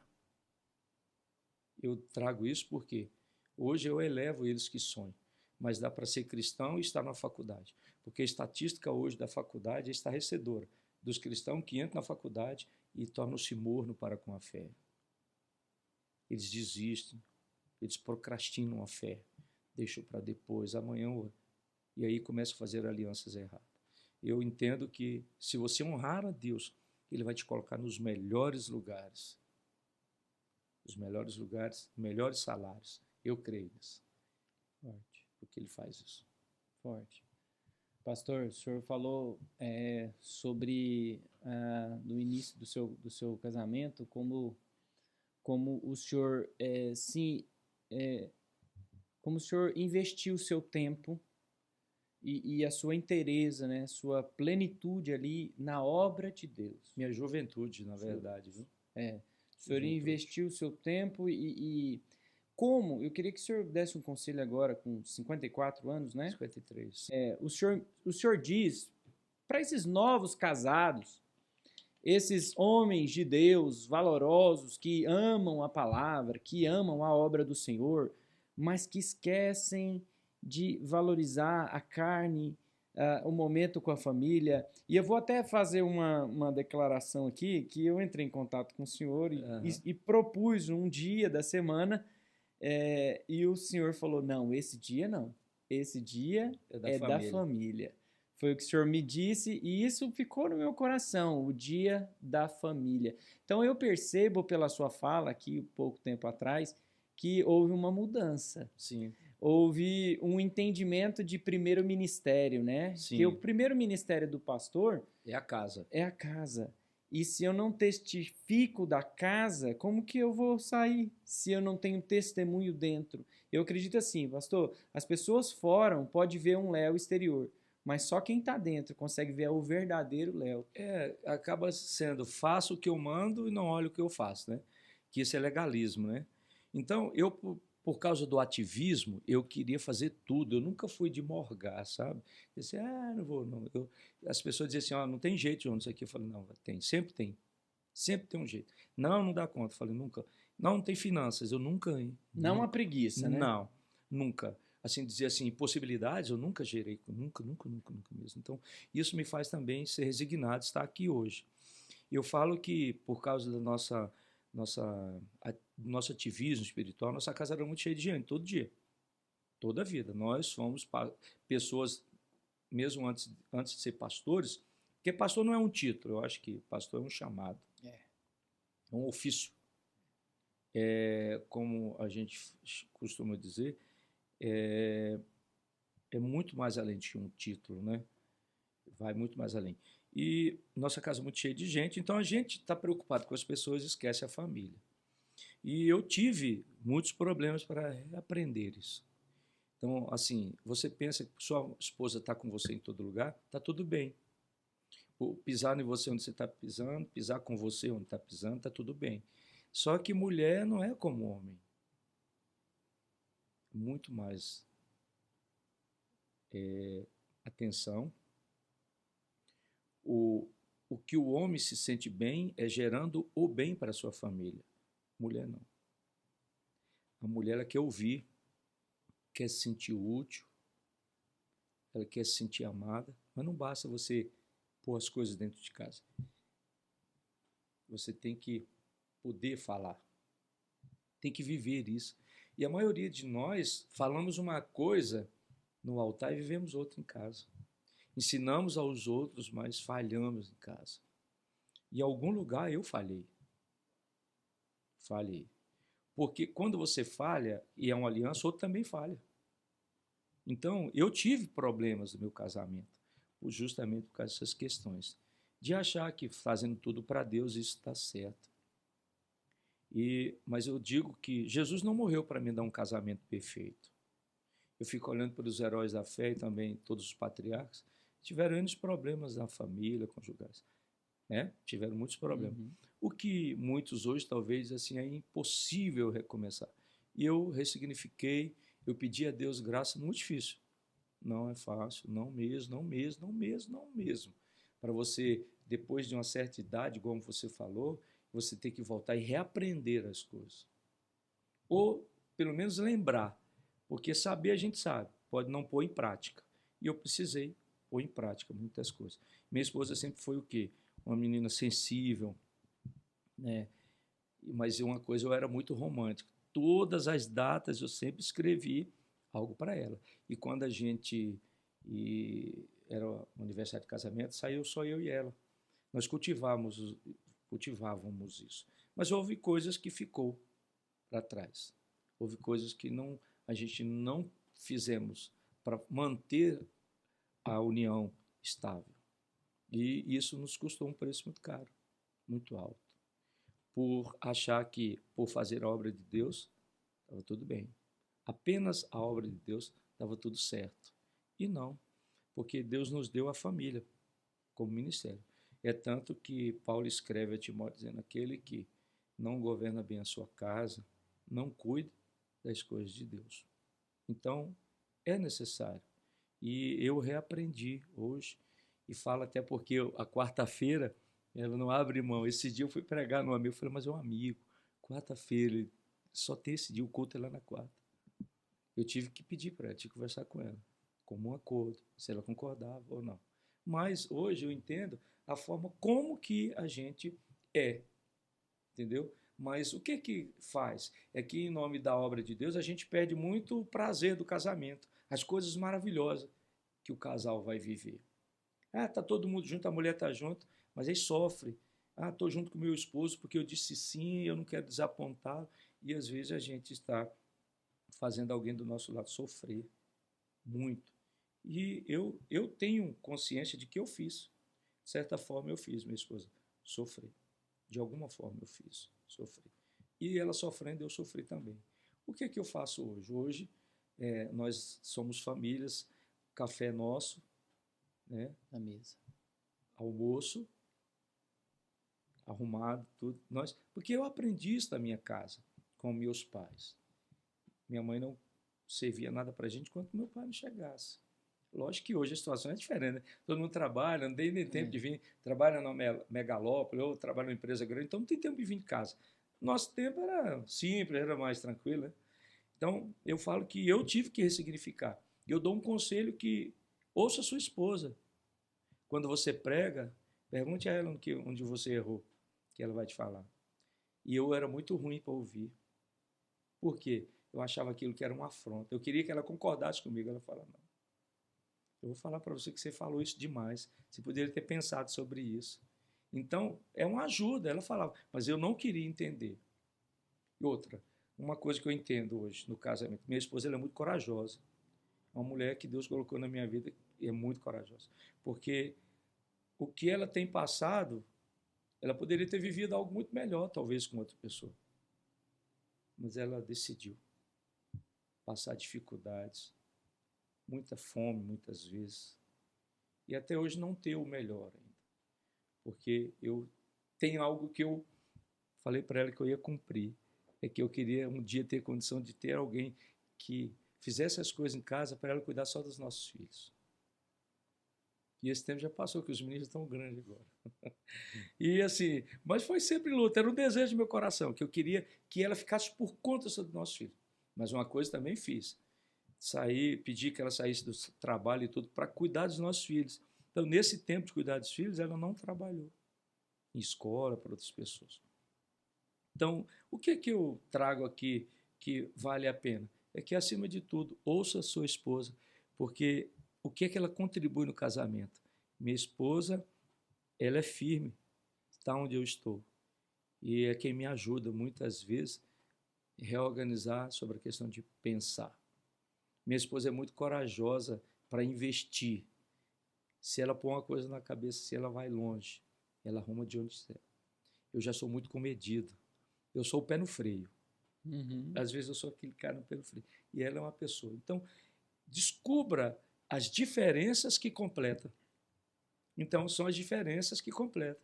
Ao contrário, a gente queria que fosse tudo igual. E aí eu criei uma metáfora, né? Que você case com alguém que gosta, se você gosta de café, casa com alguém que gosta de leite. Porque no dia que casaram, dizia assim: mas eu não tomo leite, eu nunca tomei leite na minha casa, era só café. O outro dizia assim: na minha casa eu não fazia café, era só leite. Então, se juntar o café com leite, vira tudo novo. O problema é que a gente decide ficar um para lá, naquilo que eu acredito, naquilo que eu quero, e outro para cá. Então, nós perdemos muito tempo. Daqui uns tempos, eu lembro assim, que vale? Tá, os filhos, um já foi, daqui um pouco os outros vão, fica só a gente. E a casa fica grande. E aí fica dois velhos ranzinhos dentro de casa.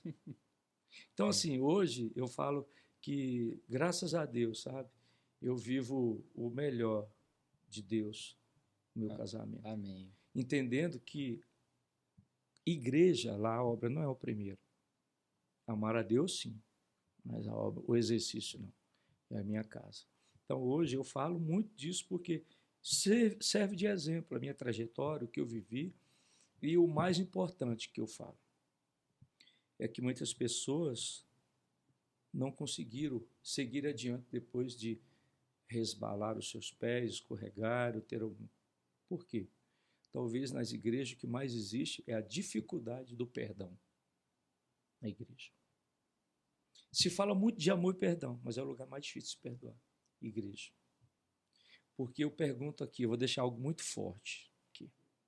Você falou sobre Davi. Se você congregasse na igreja do rei Davi e ele fizesse o que fez com Urias, você sentaria no banco para ouvir o discurso dele outra vez? Seria difícil. Sabendo e conhecendo, né? Sim. Depois ele ficar com a esposa do Urias e ainda mandar matá-lo. Você ouviria um sermão dele? Essa pergunta eu faço para todos aqueles que saíram da igreja por algum motivo e que impediram de um nobre que Deus escolheu, mais fraco, frágil, se reerguer, se levantar. Nós, igreja, não ajudamos os soldados feridos. Nós mutilamos eles. Porque ele é uma vergonha para o ministério e para o sacerdócio. A igreja que prega amor não consegue viver o amor.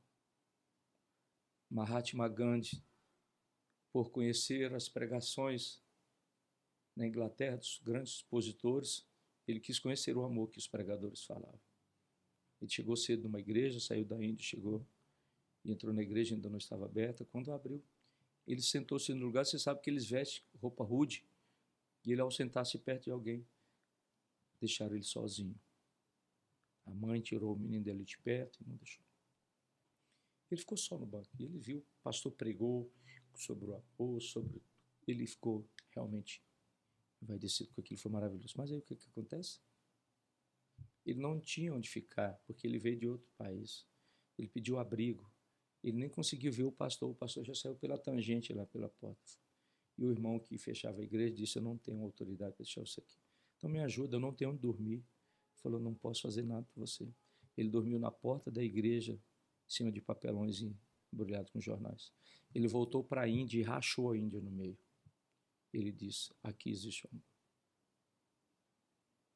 Se nós pudéssemos praticar mais o amor, seríamos a igreja que Deus quer que nós sejamos. Nós somos a igreja que perdeu os valores. Muitos. Temos só um nome. Somos incapazes de acolher alguém que chega bêbado na porta da igreja. Vai bagunçar o culto. Quando alguém nos pede algo, a gente fala, isso aí é para gastar em cachaça, pinga, ou desculpa, cigarro, vício. Isso é um vagabundo. É isso que a gente fala. Então, eu tenho aprendido muito isso, meu coração é voltado para isso. Mas aprendi que, primeiro, eu devo amar a minha esposa, porque o corpo dela me pertence, o meu pertence a ela. Somos uma só carne. Ela é a extensão. Então, eu preciso entender que, para que os meus filhos amanhã vivam essa graça anunciada, eu preciso viver e reportar ela. E eles possam enxergar. Porque, se você é confuso o que falou, palavras convencem, mas o exemplo arrasta. Não sei se ele me recordo bem. Então eu falo assim, hoje a gente vive, apesar de você ser um bom exemplo para todos, né? A gente precisa ser também um bom exemplo dentro de casa. Então eu falo também para os jovens também, para você prosperar no seu caminho, honre seu pai e sua mãe. Foi isso que eu fiz todo o tempo, entendendo, mesmo depois de machucá-los. Honre o pai e a sua mãe. Foi isso que eu fiz. Então, lembro que as derrocadas da minha vida é consequência, ninguém se livra dela. Daquilo que você planta, colhe. Então, hoje, falando sobre isso, ressignificando, é muito importante a gente estar numa estrada de aprendizado. Deus nos ensina sempre o que nós devemos fazer. Então, eu acho que do lado tem alguém que o amor cobre tudo. Eu pergunto para os irmãos, para muitas pessoas e amigos, para que serve o amor? Alguém consegue explicar? Para que serve? Se ele existe, para que serve? Por que a pessoa tem que amar? Como Jesus, em João 3,16, foi enviado do Pai por amor, foi para cobrir o quê? Erros, pecados, né? Então o amor é para cobrir erros. Amor é para cobrir pecado. Por isso que uma mãe vai para a penitenciária na porta, não aceita que ninguém fale do seu filho. Ainda que seja consciente dos erros dele, ela o blinda. Porque é o amor. E é o único amor que parece com o amor de Deus, o amor de mãe. Eu entendo isso. Por isso que nós devemos amar como Cristo amou a igreja. Na formação de discípulos é traumático, é doído, dói. É um encontro com o nosso próprio ego, né? E quando você ama, corrige. A Bíblia diz que o pai que ama, corrige. Deus, por nos amar, corrige. E talvez esse medo de perder os filhos para correção é que tem, de fato, perdido os filhos. Alguns pais, porque com medo de corrigir os filhos, porque hoje o ECA, né? Então está muito complicado hoje sobre essa questão, né, sobre as correções, né? Tem pais que espancam, isso aí é um erro. Mas eu criei os meus filhos sem bater neles. Eu dei uma palmada um dia no meu mais velho, e eu era daqueles que entrava para o quarto e ia chorar, sem eles ver, mas era angustiante. Parece que no meu ser cobrava que eu devia dar destinos a ele, conversar. Então o que é que eu faço hoje? Sempre eles, eu sento, dou. Quando eles erravam, davam 3 motivos para eles acertarem. Sentava com eles, dava aquele sermão, conversava com eles sobre, eu vou dar essa chance para vocês. Fazendo pensar, né, tolhindo eles de algum privilégio, às vezes, fiz isso. Talvez eu fui tão radical uma época, que meu filho, quando ele foi completar 18 anos, eu falei, quando você completar 18 anos, eu vou te dar a carta de habilitação, carteira de habilitação, mas eu quero que nesse intervalo você não ande na moto nossa, nem ande de moto de ninguém, nem dirija carro algum. Tá ótimo? Bom, pai. Aí um dia a mãe esqueceu a chave na igreja, menino, pega a moto aqui e vai. Porque eu falava para ele assim, pode ser que você se envolva no acidente, aí você perde esse processo. Aí ele, foi. Chegou, parou ali na Alterosa, mais ou menos ali, sabe onde que é? Na Avenida Presidente, Avenida Tiradentes. Ele parou e viu um cara numa moto em alta velocidade, pegou ele no meio. Tal. Ele pulou, a moto arregaçou, ele não falou nada, né? Eu não estava ministrando em outro lugar fora. Aí, passados uns dias, eu estou olhando aquela moto toda torta e eu falei, gente, tem alguma coisa errada. Cheguei para ele, falei, meu filho, levou alguma coisa com essa moto? Sei não, pai. Fui para a mãe, meu bem, você caiu com essa moto? Não. Gente, mas está errado. Essa moto está torta. E a moto, tudo torto mesmo. Aí eu sempre fui desses, né? Daquele que fala assim, você sabe que você não faz nada escondido de mim, meu filho. Mesmo você tenta, você não vai conseguir. Não, pai. Eu estava assim, minha mãe me fez eu ir lá buscar uma chave assim assada e aconteceu isso. Eu falei, você lembra como a palavra assim, de um pai, isso aqui é tão determinante, tão importante para a gente andar nele? É muito importante. E foi isso, de fato, que aconteceu. Então, eu disse assim, então, como você quebrou o nosso compromisso na segurança, você vai esperar mais 1 ano para você tirar a carteira agora. Rapaz, chorou. E sabia que eu fiz isso. Imagino. Fiz isso. Mas por que você fez? Você é mal, pastor? Não. Porque eu já tinha dado minha palavra. Melhor não ter dado a minha palavra. Então, eu trago aqui também para a nossa reflexão que pais que falam muito têm que cumprir. Porque se você fala e não cumpre, você perde sua autoridade. E filhos precisam acreditar nos seus pais. Confiar. Se meu pai falou, estou seguro. Para que um pai que não traz segurança? Pai é para inspirar segurança. Onde você pisar, está junto. Porque ao contrário de muitos, onde o pai chegar e ficar com medo. Eu já fui assim. Eu já tive esse posicionamento. Onde eu chegava, os meus filhos ficavam inseguros por causa da cobrança. Quantos de nós, ao ministrar no lugar, está atrás alguém que sabe mais do que a gente fica perdido? Melhor que eles não tivessem. Você já se sentiu assim? Já. Então, o que é que os nossos filhos têm? Sentir inspirado. Então, hoje, o que é que nós temos que fazer? É inspirar nossos filhos. para que eles possam crescer seguros e confiantes. Isso é o principal. Por isso que está hoje uma sociedade desajustada, doente, por quê?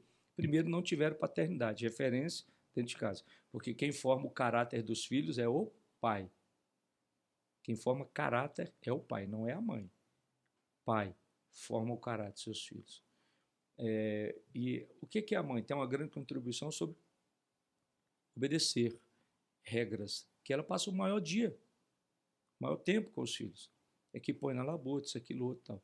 Então, assim, meu conselho é que os pais busquem trazer segurança para os seus filhos, para que na sua ausência eles continuem desempenhando seu papel seguros, firmes, né? Que se tiver com a galera ali diferente, ele não vai migrar para ela.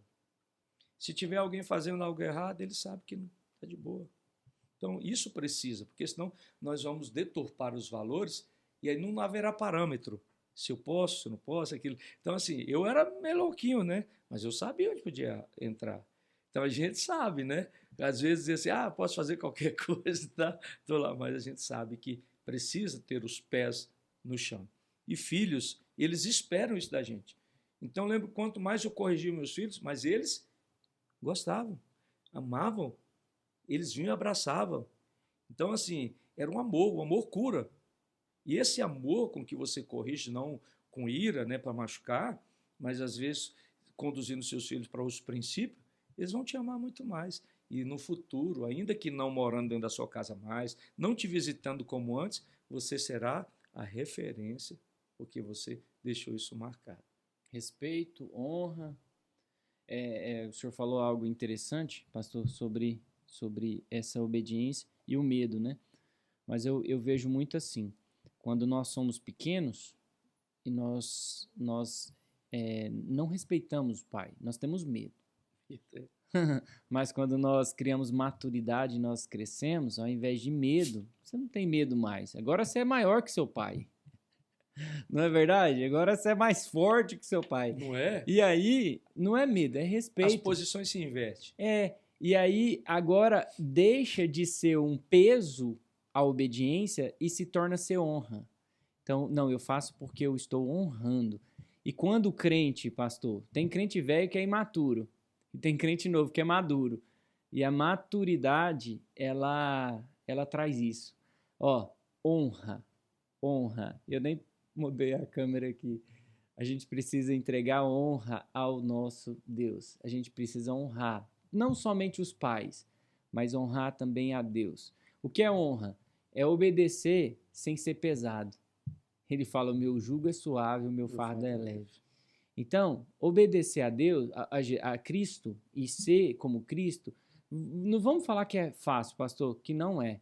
Mas quando você entende o porquê e o propósito que vivemos como vivemos, isso significa que é honra. Honra. Porque eu passei 17 anos da minha vida escrevendo sobre eu mesmo. Sobre cada situação da minha vida. É mesmo? Sim. Ele vai publicar isso para nós? Eu tenho todas as minhas agendas.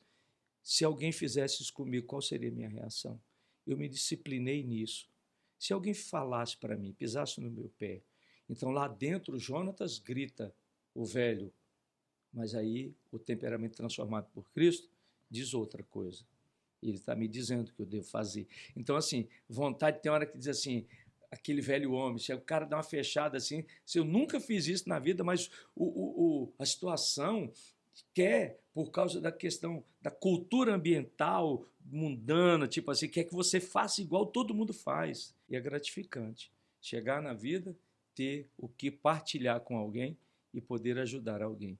Porque a vida só serve se servirmos a alguém. Amém. Esse foi um tempo muito valioso aqui para nós. Obrigado por ter vindo, por ter participado.